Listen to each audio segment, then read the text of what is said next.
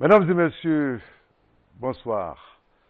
Cela n'arrive pas souvent et cela fait bien longtemps que les habitants et les populations du Grand Centre et du Vieux-Baoulé ont reçu un président de la République en visite officielle ou en visite d'État pour être précis.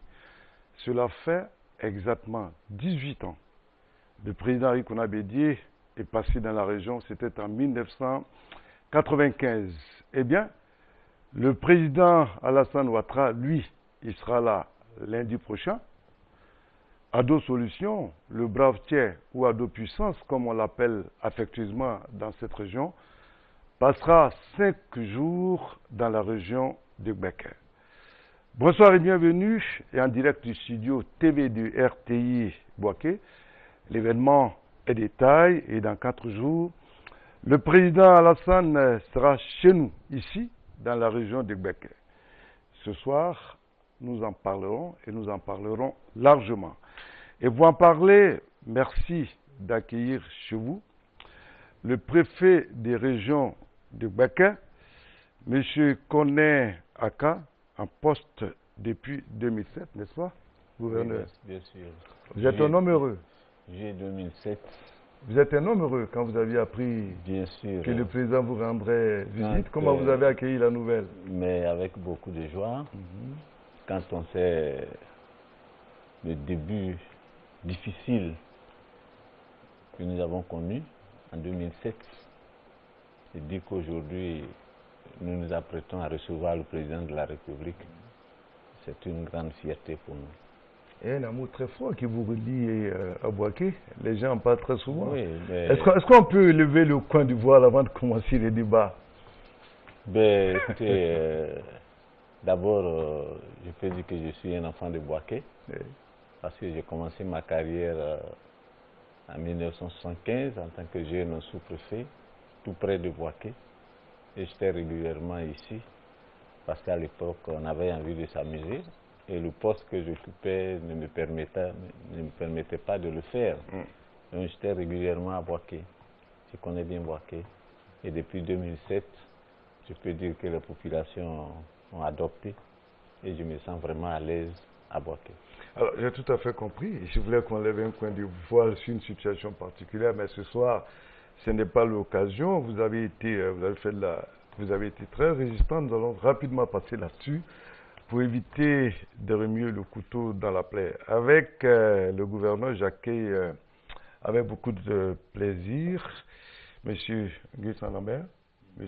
Nguessan Lambert est premier vice-président du conseil régional. Le moins qu'on puisse dire, Monsieur le Président, vous êtes un homme heureux. Vous êtes venu depuis le 21 avril aux affaires et voilà que vous accueillez le président de la République. Bien, nous sommes très heureux. Nous avons beaucoup de chance. Nous commençons notre mandat avec l'arrivée du président. Je crois que ça n'arrive pas toujours. Donc nous sommes très heureux. Monsieur Nicolas Dibo Youssouf, ça doit être la même chose pour vous. Bien sûr. Et je peux vous dire que je suis doublement heureux, car je suis heureux en tant que citoyen de Bouaké, fils de Bouaké, car notre président arrive un 25 novembre. À un mois près, ça aurait pu être le 25 décembre, c'est-à-dire qu'on aurait pu recevoir le Père Noël. Et le président a été un Père Noël pour nous tous. Tout ce qu'il nous a offert, on reviendra largement dessus. Et je suis également heureux en tant que maire de la ville de Bouaké, parce que les investissements qui ont été réalisés sont de l'ordre de 10 milliards. Nous allons revenir, monsieur le maire. Alors, de Gbeke à Bouaké ou de Bouaké à Gbeke, d'où vient le nom Gbeke? Dans une recherche d'Amadou Walter Ouattara, voici le commentaire de Décris Larsen. D'où vient le nom Gbeke? L'histoire révèle que lorsque la reine Pokou mena son peuple loin des terres ghanéennes, dans la grande savane Baoulé, elle fut rejointe par Gossan Kouagbeke, un leader charismatique et membre de la famille. La famille élit alors domicile dans la région de Walebo. dans le département de Sakassou, siège actuel du trône royal. Gossan Kouagbeke s'installe à lui et sa tribu sur de nouvelles terres, situées à 37 km au nord du royaume. Il y établit son règne et fonda un village auquel il donna le nom de Gbekekro. Le chef Gossan Kouagbeke jouissait d'une autorité singulière et d'une sagesse remarquable. Le village connut une expansion rapide au point d'avoir des allures de ville. Vers la fin du 19e siècle, l'expansion de la conquête de Samori Touré dans l'Empire Soudan oblige le chef Gossan à prendre de nouvelles décisions en vue de protéger son territoire et celui de ses frères. Ainsi, avec la médiation des Touré de Marabadiassa, il initie une cérémonie de traité de non-agression avec Samori Touré. À la mort de Gossan Gbeke, Kwasiblé, son frère Benjamin prend le pouvoir. Entre-temps, le vent de l'impérialisme français souffle sur toute l'Afrique occidentale. C'est dans ce contexte que les Français décident, après une difficile victoire contre Samori Touré sur le front soudanais, de conquérir la ville fondée par le charismatique Gossan. Kwasiblé décide d'affronter les Français. Il engage une bataille contre les conquérants impérialistes qui se solde par une défaite. Les Français, eux, prennent possession de leur nouveau territoire. Ils y établissent un poste militaire et un quartier européen autour des villages baoulés. Ils réorganisent la ville pour l'administrer sous une forme plus moderne. Suite à cette défaite, les Gbekerois se retirent à 12 km à l'est de Gbekekro et fondent un autre village, Kwasiblekro. Pourtant, l'origine exacte du mot Bouaké reste inconnue jusqu'à ce jour. Certaines hypothèses révèlent que le nom proviendrait du nom du chef Gossan Gbeke qui a connu des déformations pour devenir Bouaké. D'autres relatent une histoire selon laquelle, lors de l'arrivée des Français à Gbekekro, les Baoulés avaient de la viande séchée sur du feu. L'administrateur blanc demanda comment s'appelait le village et le chef répondit « Bouaké », pensant que le blanc lui demandait ce que c'est. Et l'administrateur écrivit le nom Bouaké. Limité au nord par la région d'Yambol, au sud par la région du Bélier, à l'est par la région d'Ifou et du Nzi, et à l'ouest par la région du Béré et de la Maraoué, la région de Gbeke se trouve dans le district de la vallée du Bandama. Elle a pour chef-lieu Bouaké. 4 départements, à savoir Béoumi, Botro, Sakassou et Bouaké, composent la région de Gbeke qui regroupe 13 sous-préfectures. La végétation de la région est dominée par la savane arborée. C'est le 28 septembre 2011 que cette ancienne circonscription administrative dénommée région de la vallée du Bandaman a été rebaptisée région de Gbeke. Elle s'étend sur plus de 28 000 km² avec une population globale estimée à 2 341 908 habitants repartis dans 575 villages et quartiers. Le groupe Akan est majoritaire. La région enregistre la présence d'une forte communauté allogène et de la CEDEAO. La région de Gbeke est administrée depuis juillet 2007 par Konéaka, préfet hors grade. Monsieur le Président du Conseil régional, voici votre région qui va accueillir le président Alassane Ouattara. Des dispositions particulières certainement ont été prises, des travaux ont été engagés. Aujourd'hui, quel est l'état des lieux? Merci, M. Traoré Abou. Le président arrive dans notre région et aujourd'hui, avec toutes les réunions que nous avons eues dans toutes les commissions ici, nous sommes pratiquement prêts et dans tous les départements qui viennent d'être cités, Bouaké, Sakassou, Béoumi et Botro. D'abord, les travaux sont en cours, le président nous a promis, et les choses sont en train de se réaliser. Je dirais qu'au niveau des infrastructures routières, parce que cela est très important pour la mobilisation, beaucoup de choses ont été déjà faites. Bien sûr, ça continue. Je crois qu'à ce jour, nous sommes à même de mobiliser au maximum, parce que les routes sont faites. Et ce n'est pas seulement cela. Notre région ici a subi quand même les affres de la crise. Et les différentes communes ont subi également Des graves dommages. Des graves dommages, et cela est en train d'être réparé. Je dirais qu'aujourd'hui, nos cités, je parle de Boaké, Sakassou, Dahomey, Boto, nos cités ont un nouveau visage. Et cela donne espoir. Gouverneur, vous confirmez ce qu'il a dit? Oui, je confirme, parce que Boaké était complètement défiguré par la crise. Et avec l'arrivée du président de la République, nous pensons que c'est un processus qui va être lancé et dont la finalité sera la renaissance de la ville de Boaké et de sa région. Donc je confirme, je suis parfaitement d'accord avec lui pour dire que les travaux qui ont été engagés et qui se poursuivent permettront à Boaké, dans un très proche avenir, d'oublier les actes de la guerre. Et donc, nous disons merci au président de la République. Alors, nous allons parler en pourcentage, pour être très concret. Hein? Oui. Vous aviez des travaux à réaliser dans la région. Aujourd'hui, à quel pourcentage peut-on les situer? 60, 65%, 70%, peut-être plus? Bon, écoutez, il y a beaucoup de projets qui sont en cours et le taux de réalisation varie selon les projets. Oui. Par exemple, les réhabilitations d'un certain nombre de villas destinées à accueillir les personnalités, on peut estimer à un taux de près de 80-85%. On avait quelques inquiétudes par rapport à l'aéroport, mais j'étais avec le chef de chantier ce soir, il m'a donné l'assurance que d'ici demain vendredi soir, je pourrai passer récupérer les clés du salon d'honneur de l'aéroport d'Abidjan. De Boaké. De Boaké. Donc, oui, je suis optimiste et je pense que tout ira bien. Alors, pour ceux qui connaissent Boaké, quand juste à la montée, là, au niveau du CHU, vous allez enfin, oui, retrouver, je pourrais dire, vos appartements, oui, la préfecture. En tout cas, c'est un joyau architectural qui est en train d'être mis en place, en lieu et place de l'ancienne préfecture qui avait été vandalisée lors des événements. N'oubliez pas que la préfecture va abriter exceptionnellement le Conseil des ministres. Merci de nous le rappeler. Le 26 novembre.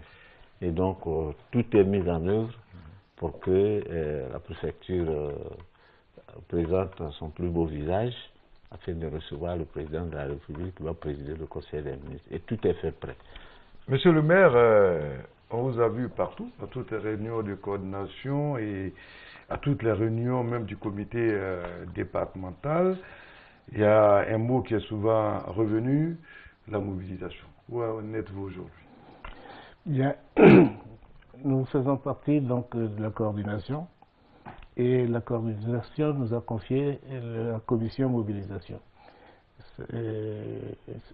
Nous sommes en partenariat avec la région au niveau de cette commission de mobilisation et les choses avancent. Cette commission de mobilisation a été éclatée en plusieurs sous-commissions, commission des jeunes, commission des femmes, commission politique, commission de la société civile. Et toutes ces sous-commissions ont travaillé d'arrache-pied et aujourd'hui elles sont fin prêtes. Et je crois que la mobilisation sera une réussite. Et nous avons, par exemple, déterminé 16 points de rassemblement pour pouvoir prendre les populations. Et à partir de demain, nous allons faire une mobilisation de proximité, demain et dimanche. Donc les choses avancent bien. Voilà. Gouverneur, vous avez également participé à la mobilisation. Nous l'avions souvent dit, si à Sakassou, à Botro et à Dahomey, le problème se poserait moins, vous avez un stade, le stade de la paix de 25 000 personnes, qui va être un stade plein. Gouverneur, avez-vous pris des dispositions particulières? Non, on a fait ce qu'on peut. Comme le disait le maire tout à l'heure, les dispositions ont été prises pour que les populations de Bouaké se mobilisent. Vous avez communiqué longtemps. Comme je le dis, il y a 2 temps forts dans cette visite du chef de l'État à Bouaké. Il y a d'abord le 25. Le jour de son arrivée. L'après-midi. L'après-midi, à 15h. Et donc, nous avons pris toutes les dispositions pour que les populations soient au rendez-vous.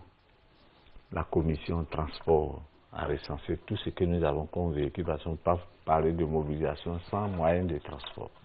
Donc, tous les véhicules de Bouaké ont été recensés et seront mis en mouvement pour aller dans tous les villages, les plus petits hameaux, pour chercher les populations, pour venir accueillir le président de la République. Dans les quartiers, il y a des centres de ramassage. Ils seront également acheminés au stade par des cars. Parce qu'à l'instar d'Abidjan, nous avons une société de transport urbain, à savoir la Sotube, qui a mis tous ces cars à la disposition du comité d'organisation. Et donc tous ces cars seront dans les quartiers ramassés pour faire venir toutes les populations à Bouaké. Et nous pensons que pour une population estimée à plus d'1 million, mais le stade fait 25 000 personnes, mais si Dieu nous aide, nous réussirons non seulement à remplir le stade, mais même à faire en sorte qu'il y ait du monde autour du stade. Nous prévoyons installer des écrans géants pour ceux qui n'auraient pas accès au stade, afin de suivre l'événement comme s'ils étaient à l'intérieur. Alors, gouverneur, nous avons un devoir de vérité. Il y avait une certaine incompréhension qui s'était installée entre les transporteurs et vous-même. Oui. Est-ce que ces incompréhensions ont été dissoutes? Non, je pense que nous avons eu une séance de travail hier et nous nous sommes compris.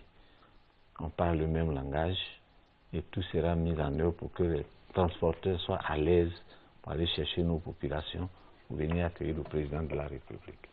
Alors, après donc la présentation de la région de Bouaké que vous venez de suivre, nos reporters Ouattara, Amadou Water et Dekris Larsen nous parlent maintenant des forces et des faiblesses de notre région. Située au centre de la Côte d'Ivoire, la région de Bouaké possède d'énormes potentialités favorisées par sa position géographique. Traversée par le chemin de fer et par la route principale qui relie Abidjan, la capitale économique aux frontières du Mali et du Burkina Faso, la région de Bouaké est le point de convergence de plusieurs communautés étrangères sous-régionales. Ces 2 axes favorisent les échanges commerciaux. Les banques sont dans l'ensemble représentées. La région de Bouaké possède un aéroport localisé dans la commune de Bouaké. Dans la région, les produits vivriers existent en abondance. Le regroupement de ces produits se fait au marché de gros de Bouaké. Celui-ci dessert tout le pays et même la sous-région. Au plan touristique, le Bouaké retrouve petit à petit son lustre d'avant-crise. La région est redevenue fréquentable. Des hôtels de haut et moyen standing ont refait surface. L'ensemble des infrastructures hôtelières dispose de 1170 chambres de toutes catégories.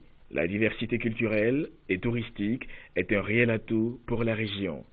À Djibounois, le touriste peut admirer les tisserands de pain baoulé. À Brobo, le Maki Village propose des mets succulents à base d'agoutis. Les danses traditionnelles, telles que le goli et l'adjemélé, agrémentent les cérémonies des réjouissances. La région, c'est aussi et surtout la fête de Pâques, qui attire les populations d'horizons divers. Les villages accueillent leurs ressortissants, pour la plupart cultivateurs et grands producteurs de café-cacao ayant immigré vers les zones forestières. À cette époque de l'année, les retrouvailles sont mises à profit pour penser développement. L'une des faiblesses majeures, à l'image de tout le pays, c'est le fort taux de jeunes sans emploi. Les usines qui faisaient la fierté de la région marchent pour la plupart au ralenti. Depuis près de 2 décennies, Bouaké n'a pas de marché central, ce qui favorise l'existence de nombreux marchés dans une anarchie inconcevable. Monsieur le maire, avant de présenter la commune, on va revenir à le marché central de Bouaké. C'est un problème. C'est un nœud gordien depuis des années. Monsieur le maire, ce marché, il vient quand? Ce marché va venir en 2014. Et donc, nous sommes bien avancés sur le projet. Et les architectes ont été consultés et doivent sortir le projet. Et après, nous allons passer à la phase d'appel d'offres pour déterminer le maître d'ouvrage délégué et suivra après le choix du maître d'œuvre. En 2014. En 2014, le marché sortira de terre et il sera bien annoncé. Très bien. Je pense qu'en fin 2014, début 2015, on va pouvoir l'inaugurer de façon définitive. Gouverneur et monsieur le premier vice-président du conseil régional, je vous invite en même temps que les téléspectateurs à découvrir les infrastructures de la région de Bouaké. La région de Bouaké possède un réseau routier assez important. Ce réseau relie les chefs-lieux des départements aux autres localités. Pour la seule ville de Bouaké, ce sont plus de 30 km de bitume qui ont été prévus grâce à la visite d'État du président. 275 km de voies rurales sont envisagées pour être reprofilées. En termes d'accès à l'eau potable, ce sont 12 000 foyers qui bénéficieront d'abonnements subventionnés. Des forages ont été réalisés et réhabilités dans les villages grâce au programme présidentiel d'urgence. Au niveau de l'enseignement supérieur, l'université Alassane Ouattara de Bouaké a été réhabilitée. Plusieurs écoles primaires de la région ont été également rénovées. Les 8 communes de la région et les conseils régionaux sont à l'étape de la mise en œuvre de leur plan d'action. Par ailleurs, le processus de la normalité a favorisé le retour de l'administration et celui des fonctionnaires. Dans plusieurs localités, les besoins en infrastructures administratives sont énormes. On peut citer entre autres dans le département de Bouaké la non-ouverture des sous-préfectures de Bounda et de Mamini. Dans le département de Béoumi et de Sakassou, respectivement, les sous-préfectures de Lolobo, de Marabadiassa, de Ndiessankro et de Dibri-Assikro attendent encore d'être fonctionnelles. Dans le département de Potro, Gros-Foinsou qui attend d'être opérationnel. Les 13 sous-préfectures de la région de Bouaké ont quasiment les mêmes problèmes en infrastructures socio-économiques, à savoir l'électrification rurale et l'insuffisance de moyens logistiques pour l'administration, sans oublier l'état de dégradation avancé pour la majorité des routes et des pistes rurales. Plusieurs écoles ainsi que les centres de santé doivent être réhabilités et équipés. Localisé à Bouaké, le centre hospitalier universitaire offre aux services aux populations de la région et même au-delà. Par ailleurs, les populations souhaitent son équipement en scanner et autres matériels médicaux indispensables. Au plan de la sécurité, le grand banditisme est une préoccupation pour les populations. Au plan économique, la plupart des banques commerciales, privées ou nationales sont présentes. La région de Bouaké enregistre un fort taux de production agroalimentaire tel que la noix de cajou et l'igname. De mars à juin 2013, plus de 45 000 tonnes d'anacades ont été exportées à partir du marché de gros de Bouaké. L'eau potable demeure un réel souci dans la région, même si, à la faveur de la visite d'État du président de la République, la capacité de l'usine de production en eau de la Loca a été renforcée. Par ailleurs, les populations de la région de Bouaké sont ravies de voir leur région en chantier grâce à la prochaine visite d'État du président de la République. Gouverneur, votre région, il y a des problèmes, vous avez entendu. Est-ce que depuis l'annonce de l'arrivée du président de la République, les choses ont véritablement changé? Il y a des problèmes d'eau, d'électricité. Bon, je pense qu'il y a des raisons d'être optimiste. Mais comme le dit votre firme, depuis 10 ans, aucun investissement sérieux n'a été entrepris dans la région. Donc les besoins sont immenses. Et c'est pourquoi je disais tout à l'heure que la visite du chef de l'État nous enchante à plus d'un titre. Vous avez parlé de problème d'eau, c'est réel. En 2007, j'ai procédé à la distribution d'eau par citerne aux populations. Mais aujourd'hui, avec l'augmentation de la capacité de production de la Loca, nous sommes largement autosuffisants en la matière. Et dites-vous bien que le président de la République a décidé que de cette date à fin janvier 2014, les branchements d'eau se feront au prix promotionnel de 20 000 francs, bien, au lieu de 170 000 francs. Ouais, merci. Et donc, je dirais qu'il y a des efforts qui se font. Mais les besoins sont tels que c'est comme une goutte d'eau dans la mer. Il y a encore beaucoup à faire dans les villages, en tout cas à l'intérieur du pays et de la région. Les campements, dans les régions les plus reculées. Il y a beaucoup de problèmes et je pense que, comme je le disais, le processus que le président va lancer va nous permettre de combler un tant soit peu tous ces problèmes et faire en sorte que les populations de Bouaké vivent à l'aise, faire en sorte que les populations oublient ces 10 ans de difficultés. Voilà ce que je voulais dire. Monsieur le Président du Conseil régional, vous avez vu, on vous a présenté votre région, vous avez un plan d'action déjà prêt, vous avez une vision nette de ce que vous aviez à faire, pas forcément lié à la visite du Président de la République. Vous venez d'arriver et la région a besoin d'un véritable plan de développement. Oui, nous allons travailler sur 3 secteurs, le secteur primaire, le secteur secondaire et le secteur tertiaire. Tout à l'heure dans le film, vous avez vu vous avez vu les tignables, vous avez vu le coton et tout ça. Ce sont des choses qui poussent dans notre région ici. Nous allons encourager surtout les jeunes à retourner à l'agriculture. Nous savons que nos jeunes d'aujourd'hui, ils n'iront pas à l'agriculture avec la DABA. Et nous, au Conseil, nous allons prendre quelques attaches, trouver des bienfaiteurs pour nous permettre d'acquérir les moyens modernes de production agricole pour que les jeunes s'y intéressent. Vous avez parlé, dans le film qui est passé, on a parlé de chômage élevé. Ça, c'est pour trouver une solution aussi à ce problème-là. Vous savez, un pays ne se développe pas avec un seul secteur. Hein. Il faut le second aussi, qui concerne l'industrie, le secteur secondaire qui est l'industrie.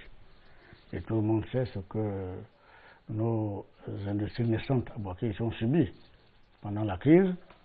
Aujourd'hui, il est question pas seulement de réhabiliter, il faut trouver des fonds pour redémarrer ces industries qui autrefois étaient source d'emploi pour la jeunesse. Par exemple, l'usine de Confréville que tout le monde connaît, une très grosse usine ici. Là, oui. Le PCA est là, à ma gauche. Hein? Alors, cette usine qui faisait la fierté de Bouaké, aujourd'hui est pratiquement en lambeaux. Et nous souhaitons que certains investisseurs s'y intéressent et redonnent vie à ce secteur d'activité-là. Il y a également le secteur tertiaire, le commerce, le transport, et ce sont les secteurs aussi qui peuvent intéresser qui intéressent même les jeunes. Nous devons faire en sorte que tous ces 3 secteurs attirent la jeunesse. Parce que ceux qui initialement, depuis toujours, font l'agriculture, ils ont vieilli, aussi bien que les méthodes culturelles aussi, il faut rénover. Et comme je dis, nous allons, pendant notre mandat, faire en sorte que les moyens modernes soient bien à notre disposition pour qu'on intéresse la jeunesse dans ces 3 secteurs-là. Et oublier l'exode rural et l'agression des jeunes parce que les œuvrés ne savent pas quoi faire. Bien, merci Monsieur le Président du Conseil régional. Nous allons nous intéresser au chef-lieu du département et nous intéresser donc à la ville, et la capitale, pourrait-on dire, de la région de Bouaké, c'est-à-dire Bouaké. Avant d'aborder la question, je vous invite dans ce témoignage de Walter Amadou Ouattara et d'Chris Larsen, voici Bouaké présenté dans sa nudité la plus absolue. Située au centre de la Côte d'Ivoire, Bouaké est la deuxième grande ville du pays. Elle est à 367 km de la capitale économique, Abidjan. Cité cosmopolite, Bouaké est une ville charnière. Elle est limitée au nord par le Burkina Faso et le Mali. Tous deux situés à moins de 400 km de la capitale de Bouaké. Bouaké se découvre entre les zones de la savane et de la forêt. Elle est délimitée au nord par la commune de Katiola, au sud par la commune de Thiebonois, à l'est par la commune de Brobo et à l'ouest par la commune de Botro. La commune de Bouaké couvre une superficie de 312 km² pour une population estimée à plus de 1 500 000 habitants. Son peuplement diversifié est un exemple d'intégration nationale et internationale des plus réussis. La région bénéficie d'un tissu économique, social et culturel dynamique avec 244 villages et 35 quartiers pour la ville. Avant la crise, le commerce et le tourisme étaient florissants. La ville s'est illustrée par la célèbre semaine commerciale et son non moins célèbre le carnaval, sa piscine municipale et sa renommée boîte de nuit, le Savannah. Bouaké dispose d'un marché de production rurale des plus respectés de la région. La ville a environ 35 petits marchés de quartier. Le manque de marché central reste un problème crucial pour les populations. Fort heureusement que Bouaké bénéficie d'un marché de gros. L'appui de ce joyau architectural, le plus grand marché au sud du Sahara de vivriers et de produits agro-industriels, fait de Bouaké la plaque tournante du commerce du pays et de la sous-région. Les produits comme l'igname et la cola y sont en abondance. Le regroupement des produits se fait à Bouaké et ils sont ensuite distribués à travers tout le pays vers le Mali, le Burkina Faso, le Niger, le Nigeria, la Guinée-Conakry, etc. À Bouaké, on trouve aussi du bétail et du poisson. L'administration est fortement représentée par le corps préfectoral, les directeurs centraux, les directeurs départementaux et régionaux. Sur le plan sécuritaire, la commune abrite une préfecture de police qui couvre également les villes de Katiola, de Béoumi et de Botro. Un district de police, 5 commissariats d'arrondissement de police y sont rattachés. Il y a aussi une brigade de recherche de la gendarmerie, une légion de la gendarmerie, la 3e région militaire, le 3e bataillon d'infanterie, le camp génie, la base aérienne, l'ENSOA et un groupement des sapeurs-pompiers militaires. Bouaké dispose d'une prison civile et d'un camp pénal. Au plan industriel, 10 ans après la crise, le tissu a été sérieusement altéré. Mais presque toutes les sociétés commerciales ont leur succursale implantée à Bouaké, ville qui après Abidjan réalise le chiffre d'affaires le plus élevé de la Côte d'Ivoire. Au niveau des infrastructures socio-économiques, Bouaké se remet petit à petit. Les banques publiques et privées sont de retour. L'agence centrale de la BCEAO demeure fermée. La gare ferroviaire de Bouaké, construite par la Régie des chemins de fer, Abidjan-Niger. L'aéroport de Bouaké, la gare routière, les usines de textiles, de tabac, de traitement de noix de cajou ont repris du service. La ville est dotée de plus de 300 écoles primaires, de 27 collèges et lycées, d'une université publique, des centres de recherche, des grandes écoles et des établissements scolaires privés. Au plan de la communication, Bouaké est la seule ville de l'intérieur du pays qui abrite une chaîne régionale de la radiodiffusion-télévision ivoirienne, RTI. Dans le domaine de la santé, Bouaké possède un Institut national de formation des agents de santé, INFAS, plusieurs centres de santé et un centre hospitalier universitaire, CHU de Bouaké. Il est bâti sur 7 hectares. Au plan sportif, Bouaké a été pendant bien longtemps le grenier des sportifs de talent. En football, on pourrait citer entre autres Laurent Pokou ou l'homme d'Asmara, Manglé Eustache, Niaori Berna, Di Pacheco, Zagouli Goulier, Kobe Nankouman. En handball, Namama Fadiga, Awa Zoromé et autres. Les clubs Unisport, USRAN, l'Alliance, ASCB ont fait la fierté de la ville. Aujourd'hui, Bouaké possède de nombreux centres de formation et des équipes de football. Cependant, la ville n'a pas d'équipe en championnat de première division depuis plus de 10 ans. Sa piscine municipale, qui faisait sa fierté, n'est plus fonctionnel. Inauguré en 1984 pour accueillir avec le stade Félix Houphouët-Boigny les matchs de la Coupe d'Afrique des Nations de football, le stade municipal de Bouaké ou le stade de la Paix a une capacité de 25 000 sièges. Dans ce stade, on peut pratiquer aussi le rugby. En infrastructure hôtelière, 5 hôtels ont une bonne notoriété. Ce sont pour la plupart des hôtels 3 étoiles. Au plan culturel, Bouaké disposait de 4 grandes salles de cinéma qui sont toutes à présent fermées.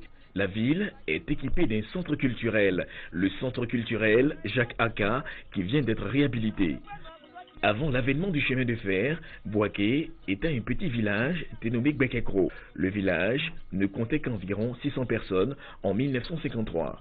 Bouaké a été érigé en commune mixte avant l'indépendance. Son premier magistrat était un Français du nom de Jean Ramadian, de 1953 à 1955. En 1955, Bouaké devient commune de moyen exercice avec à sa tête Djibo Sungalo, de 1955 à 1980. Et depuis la loi numéro 80-1180 du 17 octobre 1980 portant l'organisation municipale, la commune de Bouaké fut érigée en commune de plein exercice. Le maire actuel de la commune est Djibo Nicolas. Monsieur le maire, voici votre commune. Vous avez noté, il y a beaucoup de choses à faire, mais vous avez déjà dit la visite du président de la République dans votre commune est assez révélateur d'un certain soulagement. Oui, je suis entièrement d'accord avec vous. Avant d'aborder cet aspect du sujet, je voudrais faire un petit correctif. Je ne suis pas président de Gonfreville. J'ai été par le passé directeur général. Et aujourd'hui, je ne suis pas président du conseil d'administration. Je voudrais aussi donner une information qui est importante en ce qui concerne le textile. Vous savez que le textile a longtemps été une source importante de revenus au niveau du secteur industriel. Et on ne peut pas laisser tomber ce secteur. Donc le gouvernement a pris des dispositions et a mis en place un programme de relance du secteur textile qui va démarrer ces jours-ci. Dès demain, monsieur le gouverneur et moi-même, nous recevons une équipe de l'ONUDI qui vient pour installer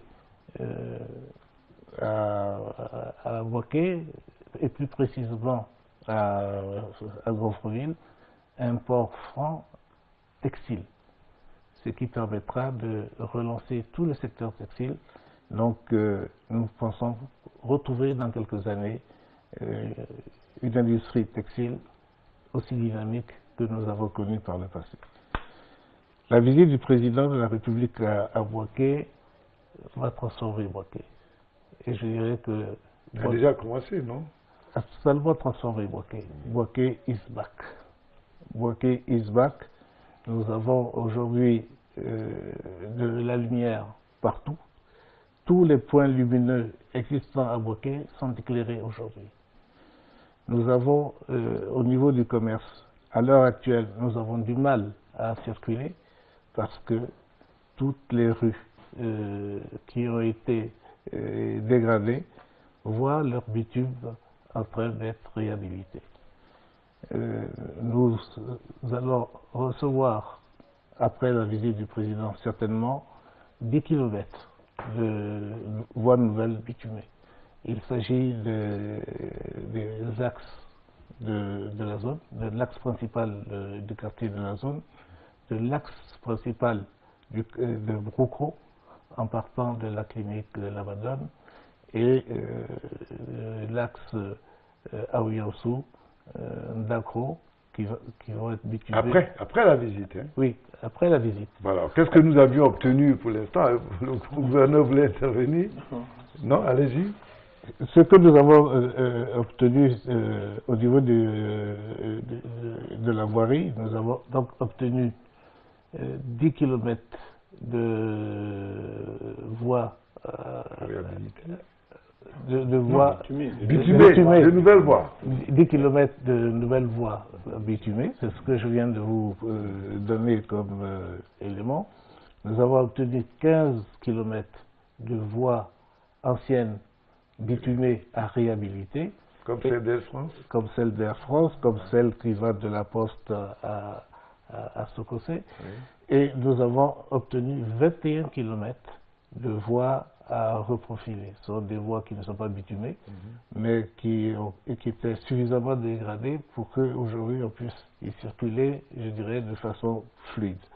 Donc ça, c'est ce que nous avons gagné au niveau de la voirie. Nous avons gagné aussi au niveau de l'éclairage. L'éclairage public. Non seulement les anciennes, je dirais que les anciens points lumineux ont été réhabilités, mais il y a eu des extensions. Des quartiers comme Belleville 3 connaissent la lumière aujourd'hui. Un quartier comme Oufouéville connaît la lumière aujourd'hui. Donc, en dehors de